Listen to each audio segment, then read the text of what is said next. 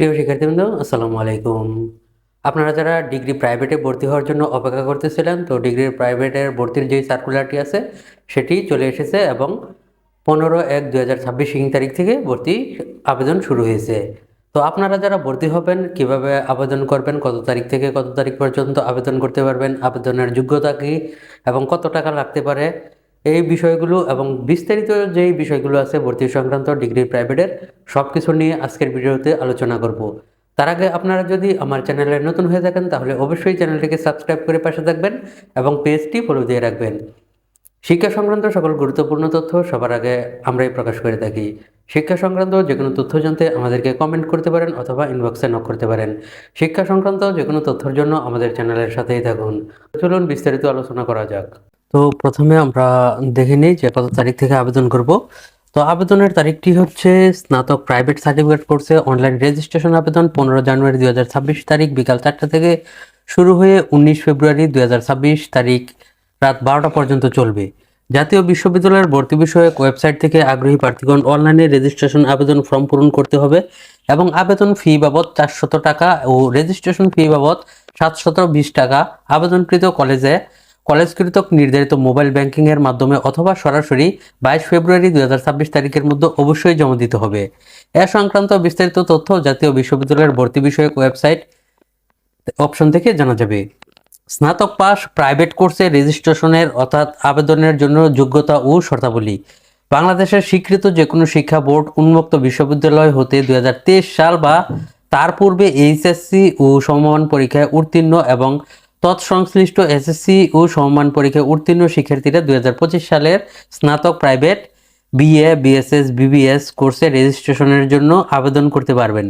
এছাড়া বাংলাদেশ কারিগরি শিক্ষা বোর্ড এর এইচএসসি সমমান কোর্স থেকে শুধুমাত্র HSC vocational diploma in commerce, HSC business management পরীক্ষায় উত্তীর্ণ শিক্ষার্থীরা উল্লেখিত শর্ত পূরণ সাপেক্ষে আবেদন করতে পারবে। তো এই হচ্ছে আবেদনের যোগ্যতা। তো এখন আমরা জেনে নিব যে কত তারিখ থেকে কত তারিখ পর্যন্ত প্রিন্ট কপি সংগ্রহ করতে হবে। তো অনলাইনে আবেদন ফর্ম পূরণের প্রিন্ট কপি ও পিডিএফ কপি সংগ্রহ করার তারিখটি হচ্ছে 15/1/2026 থেকে 19/2/2026 পর্যন্ত এবং আবেদনের যে টাকাটি দেওয়ার কথা সেটি 17/1/2026 থেকে 22/2/2026 পর্যন্ত জমা দিতে হবে। তারপর আপনারা যেই টাকাটি জমা দিয়েছেন সেটি কলেজ থেকে আপনাদেরকে নিশ্চয়ন করবে 17/1/2026 থেকে 23/2/2026 পর্যন্ত।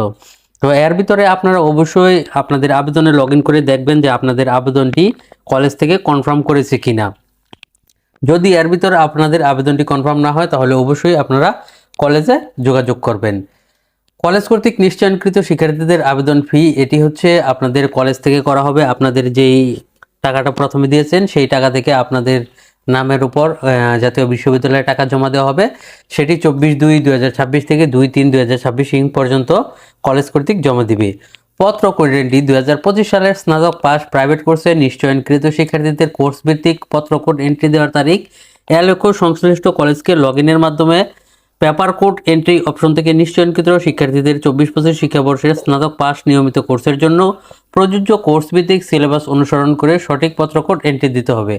উল্লেখ্য যে কলেজ কর্তৃক নির্ধারিত সময়ের মধ্যে কোনো শিক্ষার্থীর পত্র কোড এন্ট্রি দেওয়া না হলে অথবা ভুল পত্র কোড এন্ট্রি দেওয়া হলে সংশ্লিষ্ট শিক্ষার্থীর রেজিস্ট্রেশন কার্ড ইস্যু করা হবে না। সার্টিফিকেট কোর্সে রেজিস্ট্রেশনকৃত শিক্ষার্থীদের পত্র কোড এন্ট্রি দেওয়ার কোনো প্রয়োজন নেই।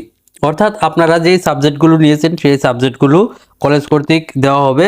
তো এখানে যদি ভুল সাবজেক্ট কোড দেওয়া হয় তাহলে কিন্তু আপনাদের সেই কলেজ কোডটি অবশ্যই সেই সাবজেক্টটি আপনাদের চলে আসবে।